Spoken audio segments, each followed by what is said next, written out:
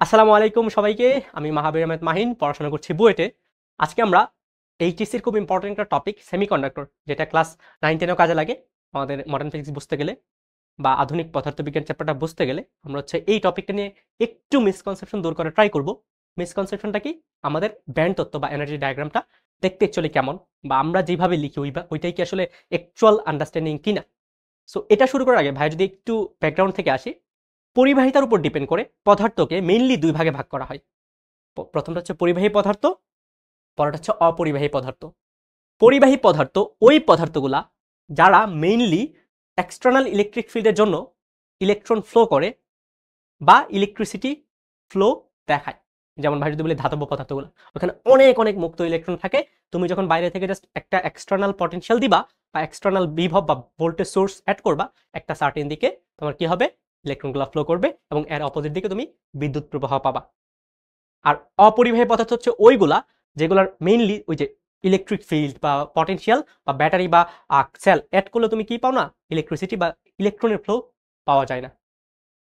ঠিক আছে, এরকম এক্সাম্পল কি কি হইতে পারে? কাঁচ হইতে পারে, কাগজ হইতে পারে, বিভিন্ন টাইপের সিরামিক্স হইতে পারে। এখন এই দুইটার মাঝে কিছু পদার্থ আছে, যে পদার্থগুলোকে আমরা বলি অর্ধপরিবাহী। এখন কেন এটা ইম্পর্টেন্ট? কারণ ভাইয়া আমরা মানব জাতি সবাইকে কন্ট্রোল করতে পছন্দ করি। হোক সেটা আমার আত্মীয় স্বজন, হোক সেটা আমার বন্ধু বান্ধব, হোক সেটা আমার ব্যবহারের জিনিসপাতি, আমরা সবকিছু নিজে কন্ট্রোল করতে পছন্দ করি। এরকম পরিবাহিতা যখন আমরা কন্ট্রোল করতে আসি, তখন আমাদের কাছে খুব ইম্পর্টেন্ট একটা টপিক চলে, সেটা সেমি কন্ডাক্টর। ঠিক আছে, এখন এই যে সেমি কন্ডাক্টর ব্যাপারটা আছে বা অর্ধপরিবাহী ব্যাপারটা আছে, এবং পরিবাহী এবং অপরিবাহী এই তিনটার মধ্যে তুমি যদি এক্সট্রিম লেভেলে ডিফারেন্সিয়েট করতে চাও, যে ভাইয়া আমি এমন একটা কনসেপ্ট আপনি আমাকে বুঝান যেই কনসেপ্ট দিয়ে সব সময় এই তিনটা পদার্থকে আমি ডিফারেন্সিয়েট করতে পারবো, এটা হচ্ছে ব্যান্ড তত্ত্ব বা এনার্জি ডায়াগ্রাম, যেটা আমরা মেইনলি এইচএসসি লেভেলে পড়ে থাকি। বাট এসএসসি লেভেল এটার হালকা পাতলা ডিসকাস আছে বা হালকা পাতলা আলোচনা আছে। ঠিক আছে, এখন ভাইরা এত কিছু বলবো না, বাট ভাইরা একটা কনসেপশন নিয়ে আলোচনা করবো, যেটা মেইনলি আমাদের বইগুলাতে ডিসকাস করা নাই। ওটা হচ্ছে পরিবাহী পদার্থের ব্যান্ড তত্ত্ব বা ডায়াগ্রাম, বা ভাইরা যদি বলি ব্যান্ড তত্ত্বের মধ্যে মেইনলি কোন দুইটা ব্যান্ড নিয়ে আমরা খুব বেশি আলোচনা করি, এটা হচ্ছে ভ্যালেন্স ব্যান্ড আর হচ্ছে কন্ডাকশন ব্যান্ড। এখন আমি যদি ভ্যালেন্স ব্যান্ড বলি, তোমরা মোটামুটি ধরো সবাই সবাই কিন্তু ইলেকট্রন বিন্যাসগুলোর ব্যাপারে আইডিয়া আছে। যেমন ভাই যদি বলি সোডিয়ামের ইলেকট্রন বিন্যাস, সোডিয়াম এর পারমাণবিক সংখ্যা কত? 11। এখন তুমি যে ইলেকট্রন বিন্যাস করো 1s2 2s2 2p6 3s1, এর সর্বশেষ শক্তিস্তর কি? 3 নম্বর শক্তিস্তর বা এস উপশক্তিস্তর, রাইট? এস উপস্তর। সো এই যে এস উপস্তরটা আছে, এর মধ্যে এর একটা ইলেকট্রন আছে। এই যে সর্বশেষ শক্তিস্তরে কয়টা ইলেকট্রন আছে, এটাকে আমরা বলি কি? Valence electron. আর এই ভ্যালেন্স ইলেকট্রন কক্ষপথে যেই জায়গায় থাকে বা যেই কক্ষপথে থাকে, এটাকে আমরা কি বলি? কি? Valence shell. এবং এই ভ্যালেন্স শেলে একটা এনার্জি থাকে, রাইট? কেন এনার্জি থাকতে হবে ভাই? তুমি যদি একটু জিনিসটা বোঝার ট্রাই করো, এনার্জি এখানে থাকবে কেন? কারণ হচ্ছে সোডিয়ামের যখন কক্ষপথগুলো চিন্তা করবা, প্রথম কক্ষপথ যেখানে কয়টা ইলেকট্রন আছে? 2টা। পরের কক্ষপথ যেখানে কয়টা ইলেকট্রন আছে? 8টা। পরের কক্ষপথ যেখানে কয়টা ইলেকট্রন আছে? একটা, রাইট? এটা কি? এটা হচ্ছে মেইনলি সোডিয়াম। সো ভাইরা ভিতরের গুলা লিখলাম না, বাইরের একটা ইলেকট্রন লিখলাম জাস্ট। এই যে একটা ইলেকট্রন আছে, একটা ইলেকট্রনকে সোডিয়ামের নিউক্লিয়াস কি করবে? আকর্ষণ করবে। এখন আকর্ষণের জন্য এই ইলেকট্রনটা একটা এনার্জি পাবে। ঠিক আছে, এনার্জি পাবে। এখন এই একটা এনার্জি পাবে, ধরো সাপোজ বললাম ভাইয়া 10 ইলেকট্রন ভোল্ট পাইছে। ভ্যালুটা কি? একটা ভ্যালু না? বাট ভাইরা বলতেছে একটা রেঞ্জে ভ্যালুগুলো আসে। কেন রেঞ্জে চিন্তা করছি? কারণ তুমি যখন পদার্থ নিয়ে চিন্তা করবা, পদার্থের মধ্যে এই যে 3 নম্বর শক্তি স্তরের ইলেকট্রনটা আছে, এই ইলেকট্রনটা অলওয়েজ এখানে থাকবে এমন না। আমাদের রাদারফোর্ড বলে গেছে এই শক্তি স্তরগুলা বা এই ইলেকট্রনটা একটু ভিতরে থাকতে পারে, একটু বাইরেও থাকতে পারে। সো একটা ইলেকট্রন শক্তি স্তরের মধ্যে ভিতরে থাকলে, ভিতরে এই পজিশনে থাকলে যেই এনার্জি থাকবে ইলেকট্রনের জন্য, বা ইলেকট্রন যেই এনার্জি নিয়ে থাকবে, ইলেকট্রনটা এখানে থাকলে জীবনও সেম এনার্জি থাকবে না, এনার্জি চেঞ্জ হবে। একটু বাইরের দিকে থাকলে এনার্জি আরেকটু চেঞ্জ হবে। তার মানে কি? এনার্জিগুলো অ্যাকচুয়ালি একটা রেঞ্জের মধ্যে পাচ্ছি আমরা। এখন এই এনার্জি রেঞ্জটাই যদি আমরা একটা ডায়াগ্রামে প্লেস করি, কোথায় প্লেস করি? একটা ডায়াগ্রামে প্লেস করি, তাহলে ব্যাপারটা কেমন আসে দেখতে? ডায়াগ্রামে প্লেস করি। সো প্রথম হচ্ছে আমরা একদম ভিতরেটা প্লেস করব, তারপরে বাইরেরটা, তারপরে সর্বশেষ শক্তি স্তর বা যোজ্যতা স্তরেরটা, রাইট?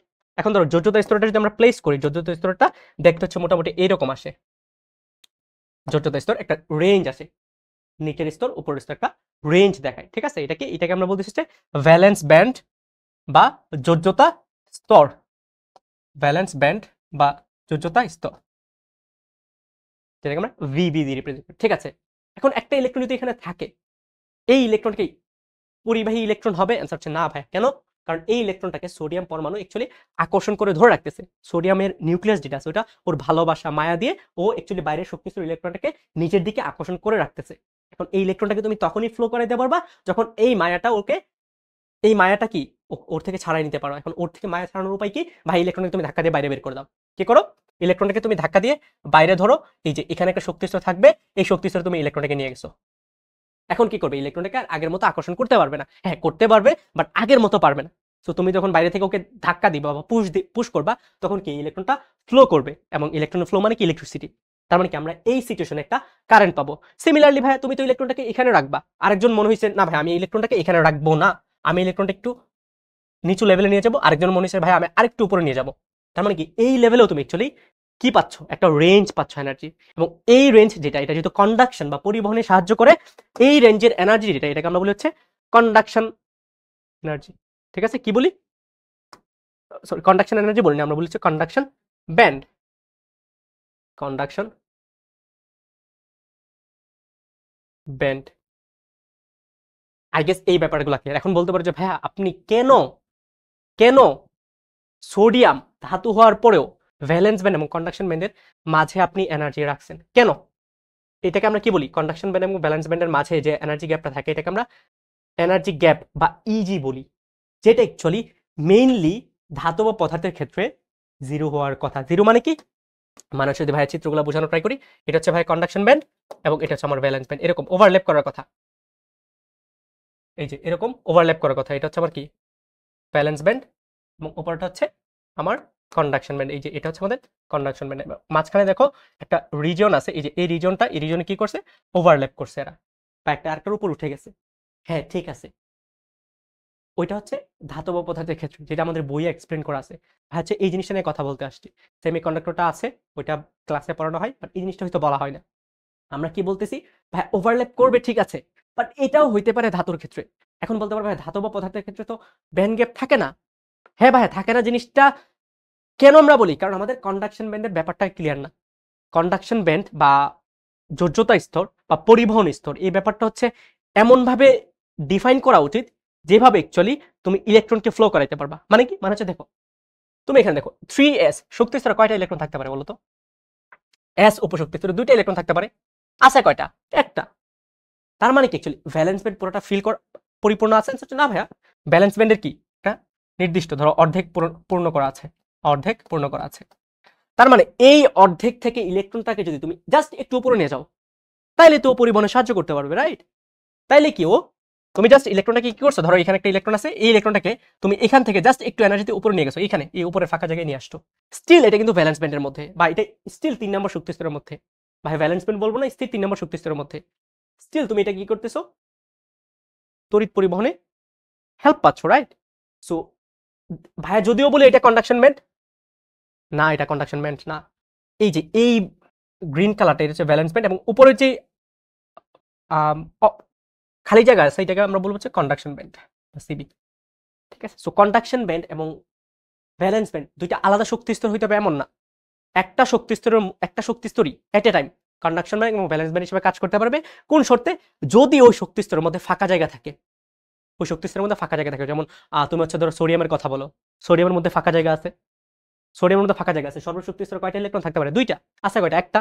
সো মোটামুটি ধরো শক্তি স্তর যেটা আছে বা সর্বশেষ শক্তি স্তর অর্ধেক ইলেকট্রন দিয়ে ফুলফিল থাকবে, বাকি অর্ধেক খালি থাকবে। সো অর্ধেক দিকে যদি তুমি হালকা একটু পুশ করে উপর দিকে নিয়ে যেতে পারো, তখনই ওই ইলেকট্রনটা ইলেকট্রিসিটি ফ্লো করাবে। এটাকে আমরা বলবো কি? Conduction band. এখন থেকে কিন্তু ক্লিয়ার থাকা লাগবে যে ভাই কন্ডাকশন ব্যান্ড এবং ভ্যালেন্স ব্যান্ড দুইটা আলাদা শক্তি স্তর হওয়া লাগবে এমন না। কন্ডাকশন ব্যান্ড এবং ভ্যালেন্স ব্যান্ড দুইটা আলাদা শক্তি স্তর হইতে পারে, আবার একই শক্তি স্তর হইতে পারে। এখন একই শক্তি স্তর কখন হয়? যদি ভাই ম্যাগনেসিয়ামের কথা বলি। কিসের কথা বলি? ধরো ম্যাগনেসিয়াম, ম্যাগনেসিয়ামের ইলেকট্রন বিন্যাস কি বলতো? ম্যাগনেসিয়াম 12। সো ভাই যদি ইলেকট্রন বিন্যাসটা করি 1s2 2s2 2p6 3s2। So এই সিচুয়েশনে কি হবে বলতো? এই সিচুয়েশনে আমাদের যদি আমি ব্যান্ড ডায়াগ্রামটা আঁকানো ট্রাই করি, এই সিচুয়েশনে আমাদের ব্যান্ড ডায়াগ্রাম কেমন হবে? এই দেখো, প্রথম এটা কি? এটা হচ্ছে আমাদের ভ্যালেন্স ব্যান্ড। ভ্যালেন্স ব্যান্ড মানে কি? ভ্যালেন্স ব্যান্ড মানে হচ্ছে ভাই সর্বশেষ শক্তি স্তর 3s। কয়টা ইলেকট্রন আছে? দুইটা। s শক্তি স্তর কি? দুইটা ইলেকট্রন নিতে পারে, তার মানে পরিপূর্ণ আছে। ভালো কথা। সো এটাকে আমরা বলবো কি, এটাকে আমরা বলবো হচ্ছে ভ্যালেন্স ব্যান্ড। ভালো কথা। এবং এর পরের যে শক্তি স্তর, এই শক্তি স্তরে আমাদের ইলেকট্রনকে পাঠাইতে হবে যদি আমরা ইলেকট্রিক ফ্লো পেতে চাই, রাইট? এরপরে শক্তি স্তর মানে কি, এরপরে শক্তি স্তর হচ্ছে 4s। সো এইটা হচ্ছে 4s এবং এটাকে আমরা বলবো কি, এটাকে আমরা বলবো হচ্ছে কন্ডাকশন ব্যান্ড। এখনো কিন্তু আমাদের ঠিক হয় নাই। এখন আমাদের প্রবলেমটা কোথায় আছে, এই যে 4s এবং এই 3s, এই দুইটার মাঝে অ্যাকচুয়ালি কোনো এনার্জি গ্যাপ থাকে না। কিসের জন্য? ম্যাগনেসিয়ামের জন্য। সো এইরকম কেসে হচ্ছে আমাদের কি করতেছে, ওভারল্যাপ করতেছে। এইরকম কেসে কি আমাদের ওভারল্যাপ করতেছে, যেখানে সর্বশেষ শক্তি স্তরগুলো অ্যাকচুয়ালি পরিপূর্ণ থাকে। বাট পরিপূর্ণ যদি না থাকে বা ভ্যালেন্স ব্যান্ড যদি পরিপূর্ণ না থাকে, ওই ভ্যালেন্স ব্যান্ডেরই বাকি পোর্শনটা আমাদের কন্ডাকশন ব্যান্ড হিসেবে কাজ করবে। আই গেস কনসেপ্টটা তোমাদের ক্লিয়ার, কন্ডাকশন ব্যান্ড এবং ভ্যালেন্স ব্যান্ড ব্যাপারটা কি। সেমি কন্ডাক্টরের ক্ষেত্রে এক্স্যাক্টলি সেম, ইনসুলেটরের ক্ষেত্রে এক্স্যাক্টলি সেম। ঠিক আছে? আর কারো কন্ডাকশন ব্যান্ড বা ভ্যালেন্স ব্যান্ড নিয়ে কোনো কনফিউশন থাকার কথা না। যদি থাকে ভাইকে কমেন্টে জানাতে পারো, ভাই আর একটু ক্লিয়ার করে দিব। ঠিক আছে? I guess clear. ওকে, আজকে হচ্ছে এতটুকুই। আরেকদিন দেখা হবে আরেকটা নতুন টপিক নিয়ে। সবাই ভালো থাকো, সুস্থ থাকো। আল্লাহ হাফেজ।